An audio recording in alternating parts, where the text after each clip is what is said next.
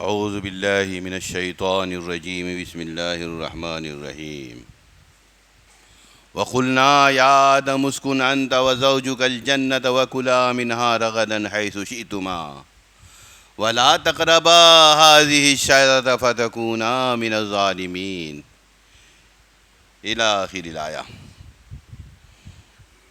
آپ سن رہے تھے کہ آدم علیہ السلام کو فضیلت حاصل ہے اور وہی خلیفہ بننے کے لائق ہیں کیونکہ ان کے پاس علم ہے، اور فرشتوں کے پاس وہ صلاحیت ہی نہیں ہے کہ وہ علم حاصل کر سکیں۔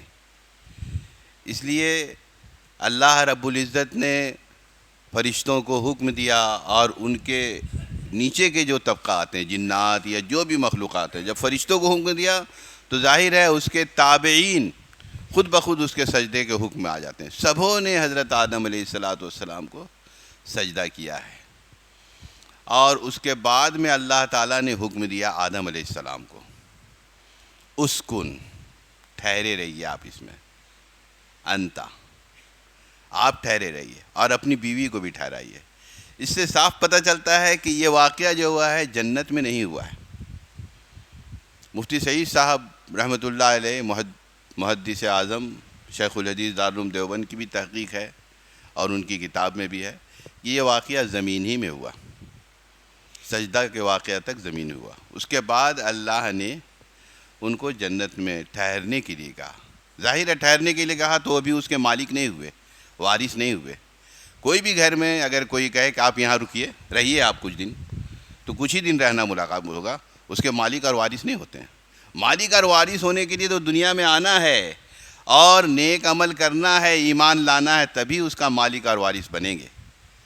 مسلمانوں میں اور عام طور پر یہ مشہور ہو گیا ہے، جو بائبل کی بات ہے، کہ حضرت آدم علیہ السلام کو وہاں دل نہیں لگا اکیلے، تو اللہ جو ہیں کبوتر کی شکل اختیار کی ہے، اور ان کے منہ میں چھری، اور وہ حضرت آدم علیہ السلام درخت کے پاس سوئے ہوئے تھے، ان کے بائیں پسلی سے کچھ گوشت نکالے اور حوا علیہ السلام کو بنائے اور پھر ان کے پاس بھیج دیے۔ آدم علیہ السلام کی جب نیند ٹوٹی تو انہوں نے کہا تو کون ہے؟ بولا میں ناری ہوں اور تو نر ہے، یعنی تو میل ہے اور میں فیمیل ہوں، تو مرد ہے اور میں عورت ہوں، یہ انہوں نے کہا۔ تو اس میں کئی باتیں غلط ہیں۔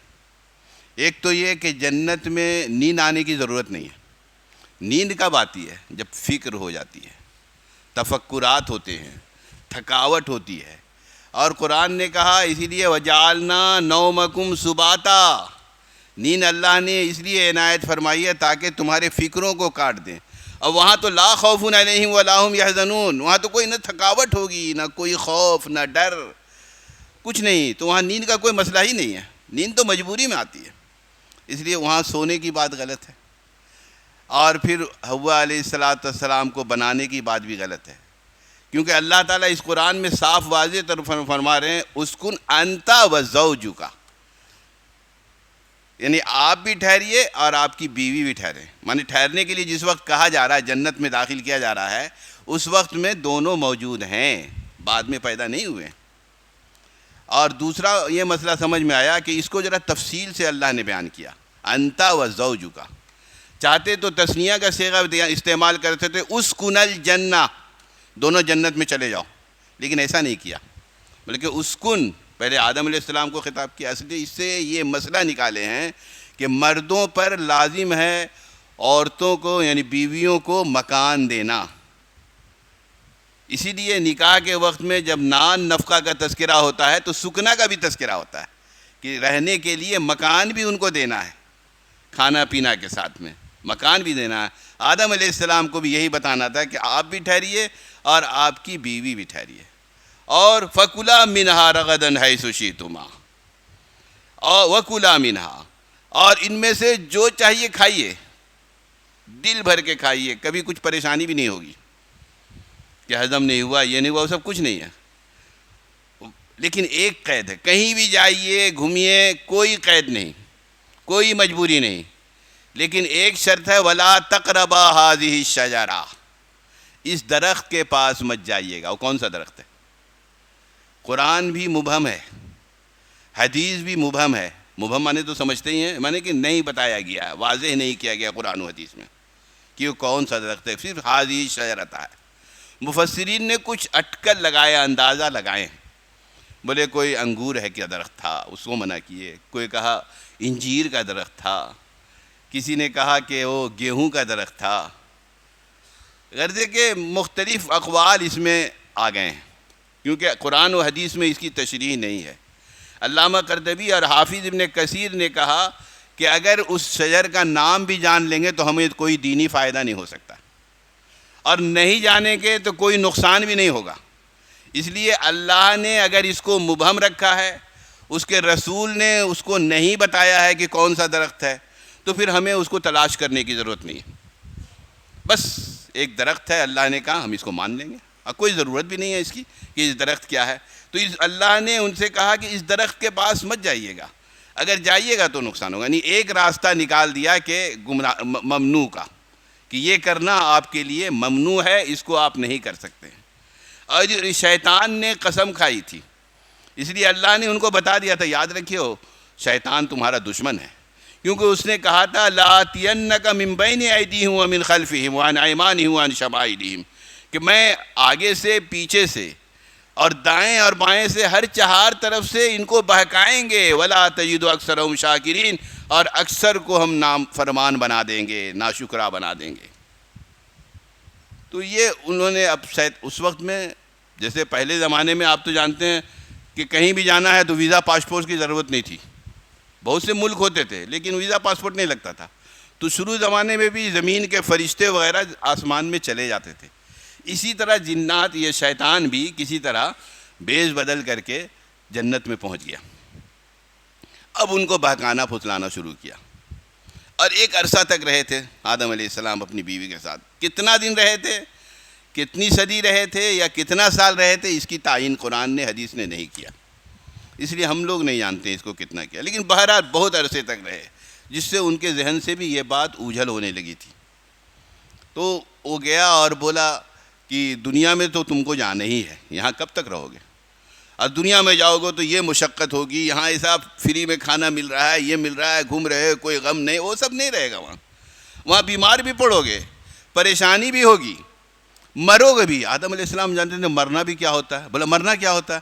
تو ایک جانور کو مرا ہوا دکھا دیا. بولے بہت تکلیف ہوتی ہے. پھر کیسے ہوگا؟ سیدھا انسان، اکیلا انسان. ناس، انسان اور ناس کے معنی ہیں بھولنے والے کے بھی. جیسے ناس کے معنی انسان کے آتے ہیں، آدمی کے آتے ہیں، بھولنے والے کے بھی آتا ہے.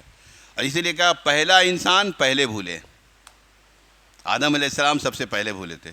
تو انہوں نے کہا، جس کو سورہ اعراف میں نقل کیا ہے، لَأَدُلُّكُمَا عَلَى شَجَرَةِ الْخُلْدِ وَمُلْكٍ لَا يَبْلَىٰ، کیا ہم تم کو بتلا دیں ایسا درخت جو اگر کھا لو گے تو ہمیشہ ہمیشہ جنت میں رہو گے. حضرت آدم علیہ السلام کو کچھ یاد آ گیا. بولے نہیں نہیں نہیں، اس تو فنا ہے، اس میں بقا نہیں ہے، اللہ نے منع کیا ہے. تو قسم کھانے تو کہنے لگا کہ وقاسم، وہ کہنے لگا کہ اسی لیے تو منع کیے ہیں اللہ نے. دیکھیے کیسے بہکاتے ہیں شیطان، کہ کہیں تم ان تکونا ملکین او تکونا من الخالدین، تاکہ تم فرشتوں میں نہ ہو جاؤ اور ہمیشہ نہ رہنے لگو، اسی لیے تو منع کیے ہیں. اور پھر اوپر سے قسم بھی کھا لیا، وقاسمہما انی لکما لمن الناصحین. تو آدم کہ میں قسم کھاتا ہوں، تمہارا خیر خواہ ہوں، تمہاری بھلائی کے لیے کہتا ہوں، مت کھاؤ مت کھاؤ، تم سمجھو اور کیا، لیکن کھاؤ گے تو فائدہ رہے گا، نہیں تو جانا ہے تم کو دنیا میں. آدم علیہ السلام سوچے اور ہوا سوچے کہ اللہ کی مخلوق، اللہ کا بندہ اللہ کے نام سے جھوٹ نہیں بول سکتا ہے، اور قسم نہیں کھا سکتا ہے، جھوٹی قسم. سیدھا انسان، اور ان سے ذہن سے بھول بھی ہو گئی، یعنی کہ یاد نہیں رہا. جیسے قرآن میں ہے فَنَسِيَ آدَمُ وَلَمْ نَجِدْ لَهُ عَزْمًا. فَنَسِيَ، وہ بھول گئے، اور ان کو اس کا ارادہ بھی نہیں تھا وہ کام کرنے کا. یہ سب بات کہنے کا یہ مطلب ہے وہ قرآن کے ذریعے سے کہ بہت سے لوگ سمجھتے ہیں کہ نبیوں سے بھی گناہ ہو سکتا ہے، نبیوں سے نہ، نبوت سے پہلے گناہ ہو سکتا ہے اور نبوت کے بعد بھی نہیں ہو سکتا ہے. تو نبی اور غیر نبی میں کوئی فرق نہیں رہے گا، جو چاہے گا نبی بن جائے گا. مرزا غلام احمد نبی بن گئے تو معصوم تو تھوڑی تھا، بہت گناہ کیا تھا. تو اسی سے تو پکڑا جاتا. تو آدم علیہ السلام کے حوالہ دینے سے نہیں کام چلے گا. قرآن نے واضح طور پر کر دیا ہے یہ کہ آدم علیہ السلام سے غلطی ہو گئی تھی, اور یہ غلطی کو فرمایا فَأَزَلَّهُمَ الشَّيْطَانُ, ان کو پھسلا دیا, اور یہ غلطی نہیں ہے. فَأَكَلَا, تب وہ کھا لیے. فَأَخْرَجَهُمَا مِمَّا كَانَ فِيهِ فَأَكَلَا فَبَدَتْ لَهُمَا سَوْآتُهُمَا وَطَفِقَا يَخْصِفَانِ عَلَيْهِمَا مِنْ وَرَقِ الْجَنَّةِ. جیسے اس کو کھائیں تو انہوں نا بدن کے کپڑے اتر گئے, جنت کے کپڑے تھے وہ سب, پھل کو کھانے سے جنت کے کپڑے اتر گئے, چھپائے اپائے. اللہ رب العزت بہت ناراض ہوئے اور فرمائے اقل لکما ان الشیطان لکما عدو مبین, ہم نے تم سے نہیں کہا تھا تم دونوں سے کہ شیطان تمہارا کھلم کھلا دشمن ہے. الم اقل لکما ان الشیطان لکما عدو مبین. اب یہ لوگ گھبرائے.